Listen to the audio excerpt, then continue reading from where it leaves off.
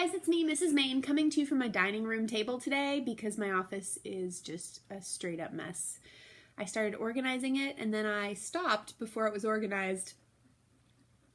Anyway, just ignore the background and focus on this week's mystery, which happens to be, brace yourselves, UFOs. Ooh.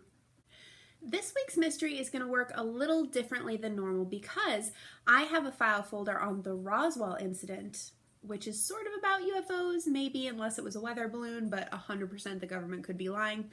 Anyway, it happened in 1947 in Roswell, New Mexico, and I thought we'd do that. But then somebody else asked specifically about Area 51, and that's a pretty mysterious place too, which also may or may not be playing around with alien spacecraft or even aliens themselves.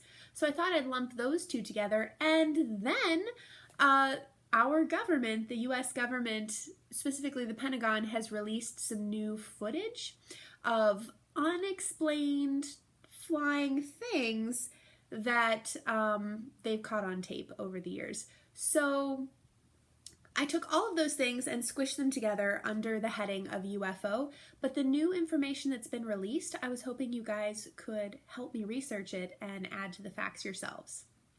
It'll be a fun little project. Plus, I realized that maybe I was hogging all the fun before by doing all the research myself and telling you what's a fact and what's not a fact. Although I am very good at it, like, this is a club, so we should share. So here's what I'm thinking we'll do this week. There's an introduction, just like always. There are facts for Roswell and for Area 51. There's a whole bunch of evidence, but this week I'm going to ask you to look at some evidence from the newly released footage and just read through one or two of these pieces of evidence or watch this video or that video and then add some facts to the document if you can. Also write your name after the piece of evidence so we know somebody's gone through it.